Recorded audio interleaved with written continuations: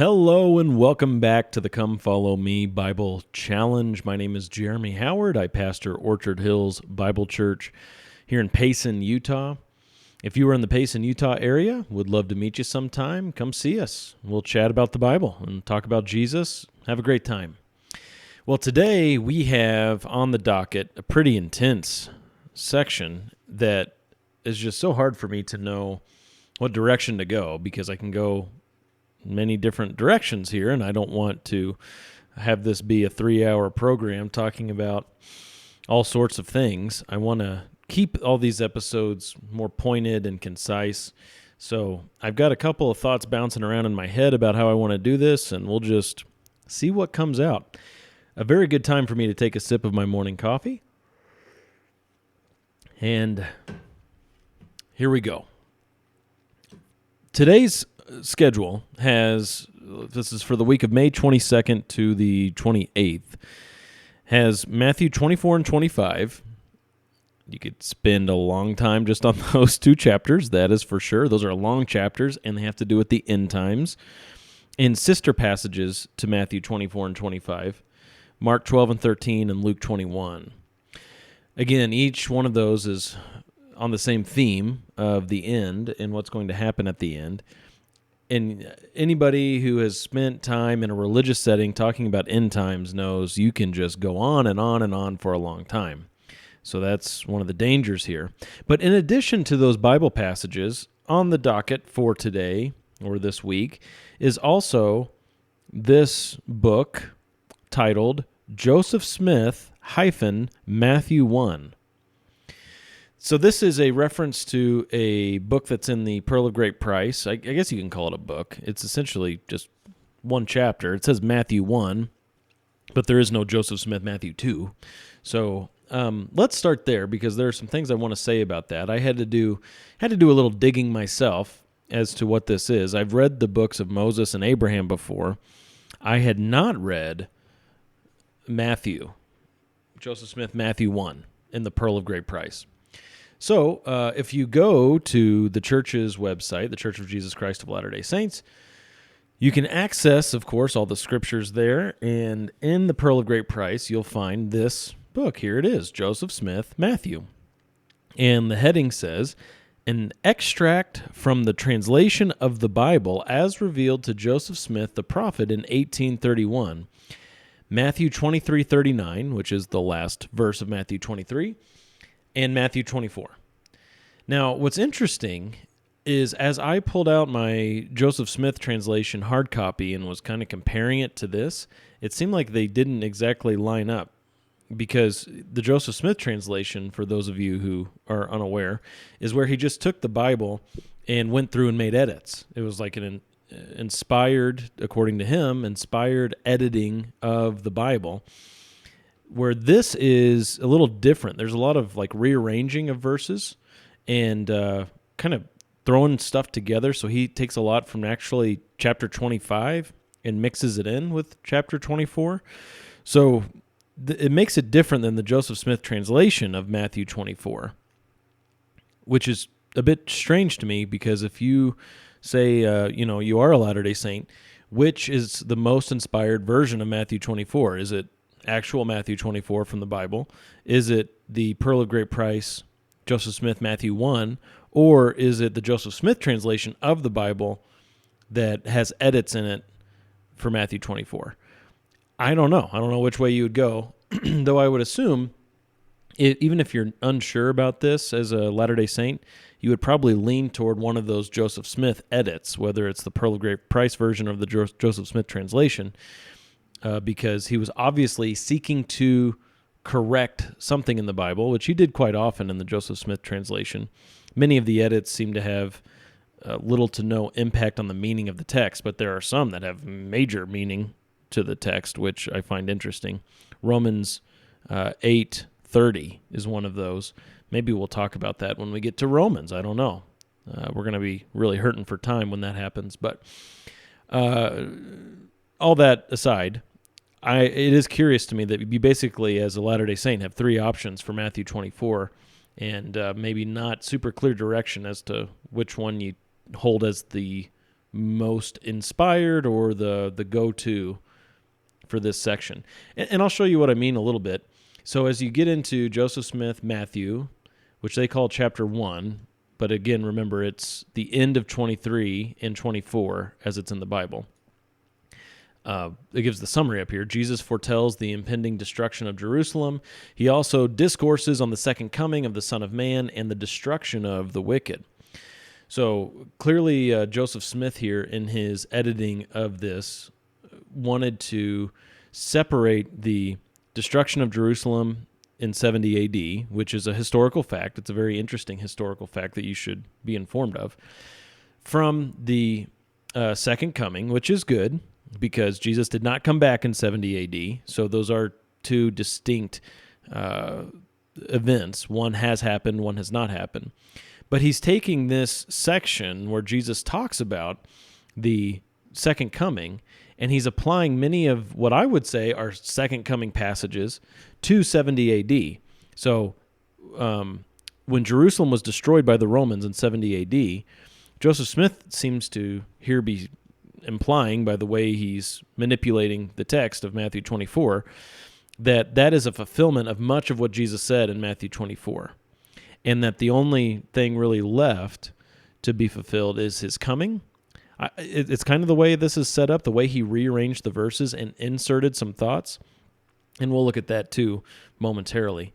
But just to give you an idea, that's the dynamic at play. Is you've got these two events, one that happened almost 2,000 years ago, Romans destroying Jerusalem, and one that hasn't happened yet, Jesus returning. And Joseph Smith here seems to be editing the text of Matthew 24 to say, these things Jesus said applied to 70 AD, and these other things applied to his second coming. And it's not uncommon for Bible interpreters to do that, because you have to deal with the 70 AD issue. The Bible does talk about the destruction of Jerusalem that was coming from their perspective in 70 AD. But you have to kind of figure out what's Jesus talking about here in Matthew 24. And as a Christian, we don't see it as an option to rearrange the text and to change the text of the Bible to make it fit what we think Jesus was talking about. Jesus said what he said, and we have to respect Jesus' words and keep them in the right order and honor what he has said, respect his teaching enough not to manipulate it. So that's going to be a big difference that Christians have with Joseph Smith. But let's look at this. I keep going to the screen and then talking about other things. You'll see here in verse 1, which is technically Matthew 23:39. So in this screen, I've got Matthew 23:39, where it says, "For I say to you, from now on you will not see me until you say, 'Blessed is he who comes in the name of the Lord.'" That's a cool verse. The very last verse of Matthew 23. Now what does the Pearl of Great Price version of that say? "For I say unto you that ye shall not see me henceforth, and know that I am he of whom it is written by the prophets, until ye shall say, 'Blessed is he who cometh in the name of the Lord,' in the clouds of heaven, and all the holy angels with him. Then understood his disciples that he should come again on the earth. After that he was glorified and crowned on the right hand of God." So a much longer verse. The first part, the first half basically, is essentially what that verse says, Matthew 23:39. But then you have this added stuff here that is not in the Bible that Joseph Smith put in, where he's putting words in Jesus' mouth, which is a big no-no. And he says that Jesus actually said that here in this part, that he's coming in the clouds of heaven, all the holy angels with him. And then his disciples understood that he should come again on the earth. And after that, he was glorified and crowned at the right hand of God. So even though this contains, of course, true elements, that does not mean that that's what was actually said by Jesus or that's what was recorded by Matthew. So it's important to recognize that's what's going on here in the Pearl of Great Price, is Joseph Smith is going in and he's putting what he thinks should be there. He's not doing this based on any Greek manuscripts. To my knowledge, Joseph Smith had zero access to any Greek manuscripts that we base the Bible off of, as as humanity collectively has archaeological efforts and dig up a whole bunch of old manuscripts or find them in caves or whatever the case may be. We have these manuscripts that come together, and through that we base the English translations we have today on that. Well, Joseph Smith's not doing that. He is here claiming inspiration from God, saying that God has told him to change what the Bible says. Not based on any evidence, but based on just strictly, purely inspiration that he says that he received to change it. There have been no Greek manuscripts that back up the Joseph Smith translation at all, which is a problem because we have thousands of Greek manuscripts. I mean, it's a problem for those who believe in Joseph Smith, because we have thousands of Greek manuscripts and none of them tell us what Joseph Smith actually was originally written. So that's a problem for that position. But now as we consider comparing the two, Matthew 24 in the Bible with Joseph Smith, Matthew 1 in the Pearl of Great Price, now we're thrown off a verse, because verse 1 here in the Joseph Smith version is actually the end of chapter 23, meaning verse 2 corresponds to, in the Bible, Matthew 24:1. All right?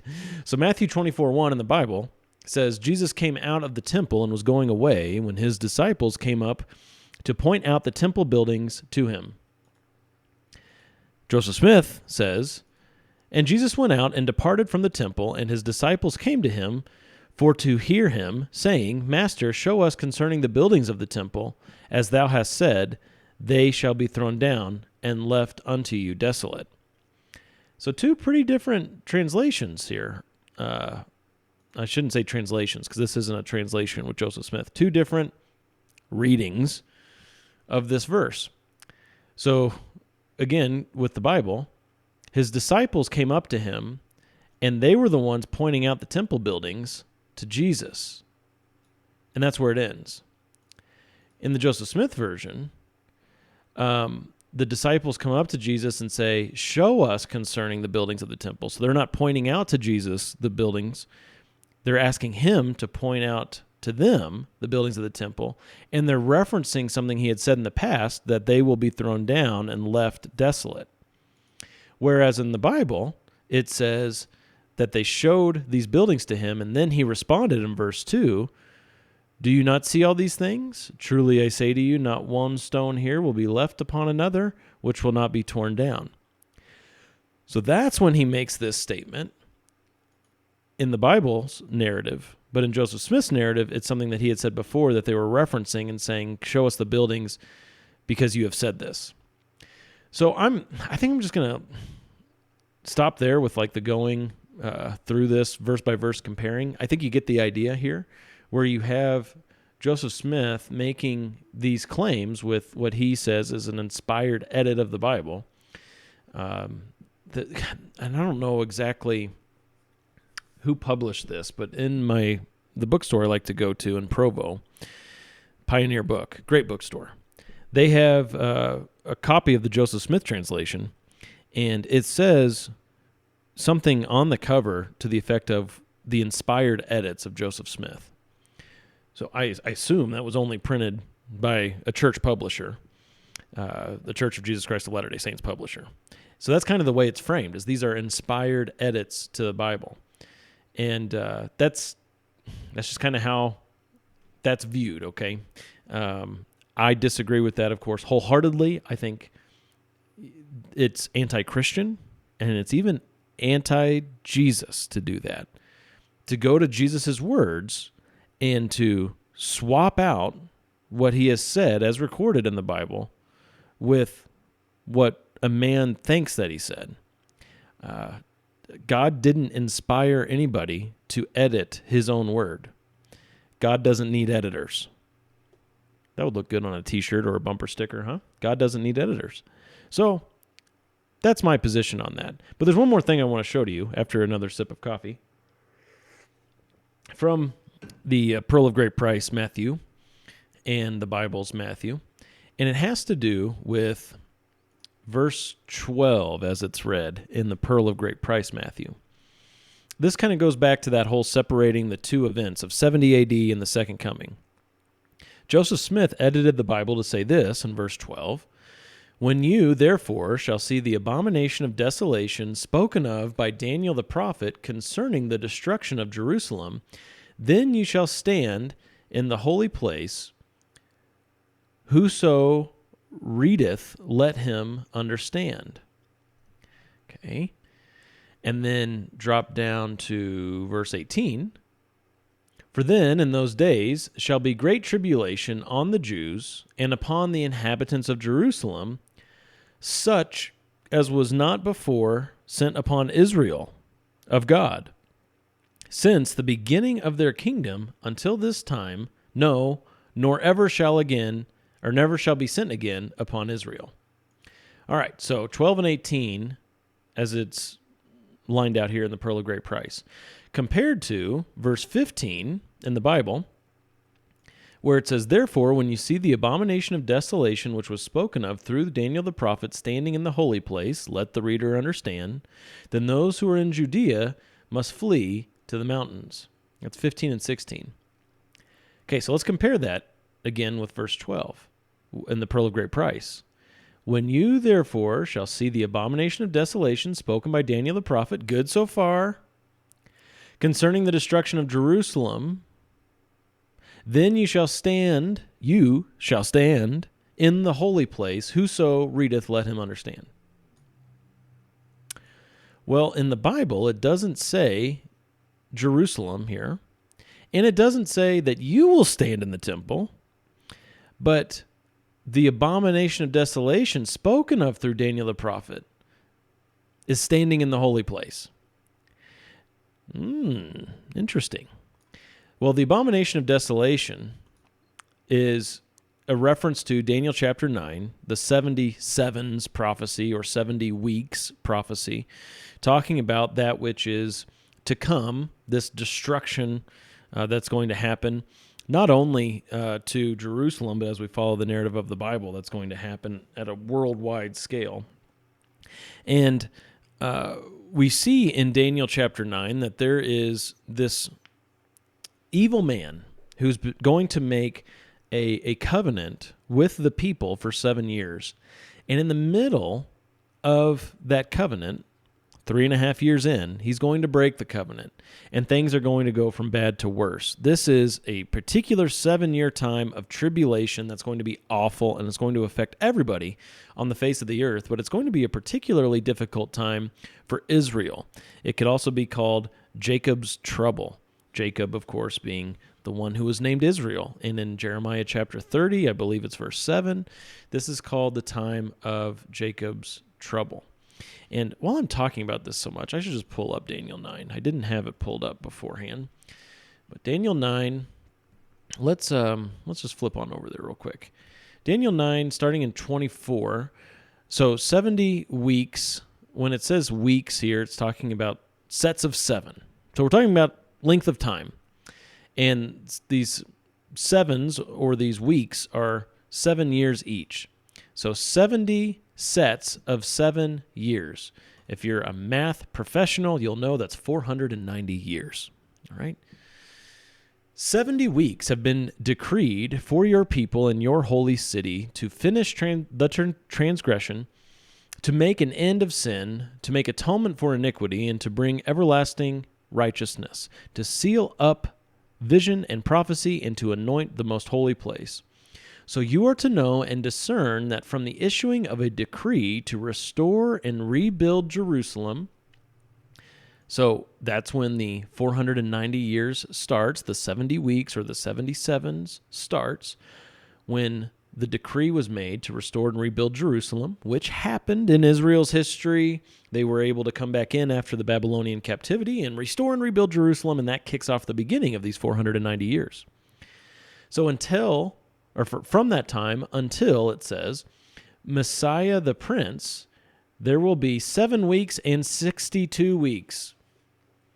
So again, math professional, you don't need a calculator. That 7 weeks plus 62 weeks equals 69 weeks. And these weeks represent sets of 7 years. So 69 times 7 is 483 years. From the time of the decree until the time of the Messiah, it's going to be a span of 483 years. Goes on to say, it will be built again with plaza and moat, even in times of distress. Then after the 62 weeks, so after the 7 and the 62, the Messiah will be cut off and have nothing. And the people of the prince who is to come will destroy the city and the sanctuary. And its end will come with a flood. Even to the end there will be war. Desolations are determined. And he will make a firm covenant with the many for 1 week. But in the middle of the week he will put a stop to sacrifice and grain offering. And on the wing of abominations will come one who makes desolate. The abomination of desolation. That's what's being talked about in that phrase. Even until a complete destruction, one that is decreed, poured out on the one who makes desolate. Now, as you can imagine, this could take a long time for us to talk through. It has taken a long time for Christians throughout church history to talk about this and to interpret it, coming up with an explanation as to what is going on here and when it's going to happen. But there is one who is going to make a firm covenant with many people for 7 years. Okay? He's the prince who is to come, not Messiah the prince, but the other prince who's going to come and destroy the sanctuary. He's the one who's going to make a firm covenant with the many for 1 week. And what Jesus is referencing here in Matthew 24 is the abomination of desolation, which is just another name you could give to this prince. He is the one who makes desolate, and he does so on the wing of abominations. He is going to destroy the sanctuary. And so Jesus says in verse 15 of Matthew 24, when you see this abomination of desolation spoken of through Daniel the prophet standing in the holy place, the sanctuary, it's time to get out of Dodge. Those who are in Judea must flee to the mountains because stuff's about to get real. He's made the covenant with the many people for 1 week. That's 7 years. And in the middle of that, he's going to break it. And he's standing in the holy place to destroy the sanctuary. Things are going to get bad. Now, the question is, of course, when did this happen, or has this even happened yet? My position is that this has not happened yet. Some people will say, going back to this 2-event paradigm, that in 70 AD, when the Romans destroyed Jerusalem, that it happened then. That's what some people will say. I don't believe so. I do believe that 70 AD is talked about in the Bible, that big event of the destruction of Jerusalem is spoken of, particularly in Luke, and it foreshadows the worldwide tribulation that's coming and the ultimate destruction of Jerusalem that's coming. But this ultimate destruction hasn't happened yet. This person who has made a 7-year covenant with many for, 7 years, and then breaking it in the middle, standing in the sanctuary and destroying it, I don't think that's happened yet, ultimately. Perhaps there was some foreshadowing even particularly of that in 70 AD. I don't know if there was a 7-year covenant in 70 AD or not, and I think it would be really difficult for us to figure that out. But ultimately, I believe this is going to happen through the Antichrist, that as Israel rebuilds a temple, they happen to be a nation again since 1948, and the embassy of the U.S. has been moved to Jerusalem, recognizing that Jerusalem is the center of it all, and one of these days, it's certainly conceivable they'll start rebuilding a temple, and stuff will start going down in Israel. I believe that is going to happen again. And there's going to be this prince who is to come, who's going to destroy things, who's going to destroy this temple that they build, who's going to, on the wing of abominations, make it desolate. He himself is going to stand in the temple, and it will be time for the Jews to recognize they need to get out, because it's going to get really, really bad for them. So if we take that understanding of what's going on in the Bible and go back to the Joseph Smith version of this, it says in verse 12 that this abomination of desolation is concerning the destruction of Jerusalem, and I believe he's talking here about the destruction of Jerusalem in 70 AD. It really doesn't make any sense where he makes Jesus to say, then you shall stand in the holy place. Because Jesus actually said that this prince who is to come, who's going to destroy the holy place, is going to be standing in the holy place, profaning the temple. It says elsewhere in the Bible, and maybe I should get that pulled up too, just because. In 2 Thessalonians chapter 2, it says, let me get back over here. There we go. 2 Thessalonians 2, that there's a man of lawlessness coming. He is also called the son of destruction.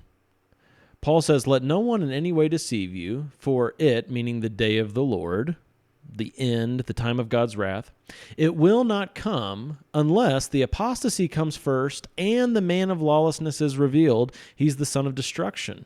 He opposes and exalts himself above every so-called God or object of worship and takes his seat in the temple of God, the holy place, the sanctuary, displaying himself as being God. That's what it says to the end of verse 4 there. So you have this one who is coming. He's a man of lawlessness. He's a son of destruction. He's going to go into the temple, take his seat in the temple, displaying himself as God, and ultimately is going to destroy that temple. All right? So for Joseph Smith to change what Jesus is saying, that you will be standing in the holy place, it's a bad translation. Okay, because it's not a translation. It's just inserting thoughts, man's thoughts, into that passage. Well, I also read for you verse 18 of the Joseph Smith version of this in the Pearl of Great Price, where it says, for then in those days shall be great tribulation on the Jews and upon the inhabitants of Jerusalem, such as was not before sent upon Israel of God since the beginning of their kingdom, until this time, no, nor ever shall be sent again upon Israel. So again, we have this, what appears to be Joseph Smith manipulating the text and Jesus' words to be talking about 70 A.D. only, saying that this is happening upon the Jews only and upon Jerusalem only. Or maybe not upon the Jews only, but it's happening to the Jews specifically, but it's happening on Jerusalem only. So he's looking at this fulfillment in 70 A.D., and that's it. But he's changed the words of Jesus, because what Jesus has said, Matthew 24, verse 21, for then there will be a great tribulation, such as has not occurred since the beginning of the world until now, nor ever will. See, there's no mention of Jews. There's no mention specifically of Jerusalem in that verse. Now, of course, he says up here that I already read to you, those who are in Judea must flee to the mountains. Okay, we see that. There's mention, of course, to their local context, because these are Jews he's speaking to, his disciples. And there will be a time of tribulation that the Jews will go through. Like I said, it's a time of Jacob's trouble. They will be particularly affected. But we also see in Jesus' words through here that it's going to be a massive tribulation. Notice he says that this tribulation is going to be distinct from all other tribulations that have ever existed up until that point. This tribulation is going to be unmatched by anything else. I would say including the flood. The flood was worldwide, wasn't it? And the flood doesn't even compare to this. It's going to affect the world with a particular effect on Israel, and there's a whole lot to say about that, but that's just where I'll leave it for now. And so for Joseph Smith then to say that it's going to happen to the Jews and upon the inhabitants of Jerusalem, such as was not before sent upon Israel. So he again adds upon Israel, whereas Jesus is talking about the whole world. It hasn't happened in the whole world, anything like this. Well, Joseph Smith is limiting it to Israel because I think, again, he's seeing all this being fulfilled in the first century. Well, he's changing the meaning. And he says it's something that's never happened to Israel. No, it'll never even happen again upon Israel. It's a unique time, and it's just for Israel. He's inserting all of that. Where Jesus says it hasn't happened since the beginning of the world until now, nor ever will. All right, so two different views on this based on a faulty reading of what Jesus actually said. So we just have to be so careful when approaching the Bible that we're not just taking what someone gives us. It might be full of man's thoughts and not reflecting what God has actually said. Wow, that was a lot. Another sip of coffee is in order. As we cross the 30-minute mark right now. Wow. Okay. I gave you a lot of information, didn't I? What to do now? What to do? How about this? We'll jump on over to Mark 13, and we'll end with just some thoughts from the book of Mark, where I'm done talking about Joseph Smith. I'm done talking about the Church of Jesus Christ of Latter-day Saints. I just want to talk about the Bible and what Jesus has said. All right. So you have it again. This is a sister passage, Mark 13, talking about the end times. And in this verse is very similar to the one we just read in Matthew 24. Jesus says, "For those days will be a time of tribulation, such as has not occurred since the beginning of the creation which God created until now, and never will." So, whether or not you were tracking through everything I was just explaining before, whether or not you care, if you're still listening, here's what's really important. There is coming a great time of tribulation where God's wrath is going to be poured out on the face of the earth, and all sinners will be affected. Everybody who is in sin, everybody who is found guilty before God, will suffer the just and holy wrath of God. It's a time of tribulation caused by God. It's from God. It's displaying His perfect wrath against the rebellion of all of creation. It's called the Day of the Lord, and you do not want to be around for it. You do not want to go through the day of the Lord. You do not want to suffer the wrath of God, because there's no escaping the wrath of God when He has handed you over to His wrath. Now, amazingly, in God's forbearance, His patience, His kindness, and His grace, even during this time of tribulation, God will be saving some. He'll be saving a remnant. We know in particular there will be Jews who will be saved in the future, and that's a whole study on its own. I could walk you through the passages on that. But even there will be some Gentiles who are saved. The church will not be on the face of the earth during this time. It says actually in Revelation that there's going to be an angel that flies overhead proclaiming the gospel while God is pouring out His wrath. So you don't have the church sending out preachers, as has been the norm. You have now, during this time of wrath, angels flying overhead, and in particular, special witnesses like the 144,000 or the 2 witnesses. Okay, so you have these special means that God uses now that the church is gone in getting the word out. This time of great tribulation is going to be a freaky time. It will be scary. You thought COVID was scary? Now, see, I just said the word. Now this video is going to be flagged. You thought pandemics were scary? You thought, the government of the United States and all the turbulence that's happening there with the political parties and all that, you thought that was scary? You thought the World Economic Forum was scary and what they want to do with the world? None of that holds a candle to God's wrath. The fury of the wrath of God, holy, pure, perfect, just, it's going to be, for sinners, the absolute worst thing that could ever happen to them. It's a time of tribulation that's coming, and it's going to happen to the face of the earth.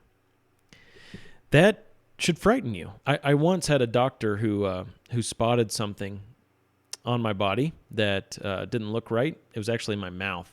It looked like a cancerous growth. Praise God, God took it away. Quite literally, it was like it was raptured overnight or something. It's a crazy story.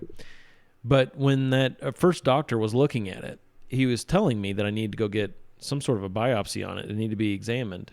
And he looked at me in the eyes and he said, "I am trying to scare you." Okay. So I can be a spiritual doctor here in this moment telling you, I am trying to scare you. This fierce day of God's wrath is more certain than any kind of doctor's diagnosis, any kind of estimation of man. This is for certain going to happen because God has said it. We just heard from the words of Jesus that it'll be a time of tribulation such as has not occurred since the beginning of the creation which God created until now, and never will. It's going to be a terrible time. What's going to happen after that tribulation? Well, Jesus goes on to talk about that. Verse 24. But in those days, after that tribulation, the sun will be darkened and the moon will not give its light. And the stars will be falling from heaven, and the powers that are in the heavens will be shaken.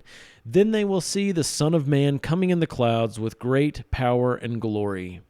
And then he will send forth the angels, and will gather together his elect from the four winds, from the farthest end of the earth to the farthest end of heaven. Now learn the parable from the fig tree. When its branch has already become tender and puts forth its leaves, you know that summer is near. Even so, you too, when you see these things happening, recognize that he is near, right at the door. Truly I say to you, this generation will not pass away until all these things take place. Heaven and earth will pass away, but my words will not pass away. But of that day or hour no one knows, not even the angels of heaven, nor the Son, but the Father alone. Take heed, keep on the alert, for you do not know when the appointed time will come. It is like a man away on a journey who It is like a man away on a journey who, upon leaving his house and putting his slaves in charge, assigning to each one his task, also commanded the doorkeeper to stay alert. Therefore, be on the alert, for you do not know when the master of the house is coming, whether in the evening, at midnight, or when the rooster crows, or in the morning, in case he should come suddenly and find you asleep.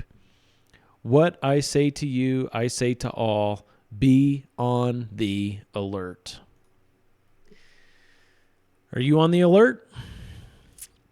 Just as there will be signs for those who go through the tribulation, recognizing all these things that are happening, they know that the coming of the Son of Man is near. They look around, they see the abomination of desolation standing in the temple. They see what was prophesied by Daniel about the man making a covenant and breaking it, happening right before their eyes. There's all kinds of stuff you can read in Revelation. Of course, we looked at 2 Thessalonians chapter 2. There's 1 Thessalonians 4 and 5. You have all these signs of the end times, and people can recognize that the coming of the Lord is near based on those things. Well, even today, before we've gotten into this tribulation business, there are signs that you can perceive. If you have your eyes open, if, at least to a small degree, you're on the alert, you know things are getting worse. This world is going downhill. We're spiraling down and down and down. And at the bottom lies the judgment, the wrath of God. Will you be included in that? Perhaps right now, if you're not a believer and you answer honestly, you have to say, yes, I'm guilty. I have sinned. And God, if this judgment of God truly is holy and just and perfect, I can't escape that. Friend, if that's the case, today is the day of salvation. I have good news for you. You do not have to be judged by God in his fury, in his wrath. You do not have to suffer the vengeance of God, but you can be saved today. You can turn from your wicked ways. You can turn from the evil philosophies of the world and the philosophies of men and the manipulation of the Bible. And you can embrace, receive what Jesus has done for you in the gospel. Embrace the word of God. It would be like a seed planted in your heart that would be nurtured and fertilized and watered by God himself, growing that seed up into a fruit-bearing plant that your life would be changed from now all through eternity, that you would make a true difference on earth for Jesus while also spending eternity with God, enjoying him forever, not only in heaven, but when he comes back and establishes a new heaven and a new earth, when he reigns in his kingdom, you can enjoy it all with God forever. You do not have to suffer the wrath of God. If you believe today, you will be saved. That is my message of encouragement to you. And what you believe in is not some complicated list of rituals. It's not a program. It's not joining, a 12-step deal. And at the end, you get maybe this confidence, a little bit of confidence that you'll go to heaven. No. It is right now, in a moment today, trusting that Jesus, the man who is God, God from all eternity, became a man, and he died on the cross in your place for your sins, the perfect sacrifice. He offered himself on the cross where you should have been. He suffered the wrath of God that you deserve, and he rose again, that if you believe in him by faith alone, you will be saved. As Jesus is ascended on high and at the right hand of God, you too can be exalted in him if you trust today. You will be considered righteous as a saint now and forevermore because you are in Christ by faith. That is your opportunity. That is what's in front of you today. And it all happens in an instant. At the moment of true belief, all of that happens once for all. There are no steps for you to follow. It's not this huge staircase that disappears into the clouds and maybe one day you'll get there. No, Jesus came down that staircase. Jesus came here and he did it all. He paid it all. That you can be made right with God once for all. And if that is you today, you're saved. You're a Christian. You're going to heaven. You will not suffer the tribulation. You will not suffer the wrath of God, which is the tribulation. You will be spared. You will be destined not for wrath, but to obtain salvation in Christ. That is your hope. I hope you heard it loud and clear today. And if you have any questions about it, I want you to reach out. Would love to talk to you, because that is the most important news I could ever share with you, is the message of salvation, the good news of Jesus Christ. Thank you for listening today. Sorry this was a bit of a longer episode, but I trust it was fruitful. The Lord bless you.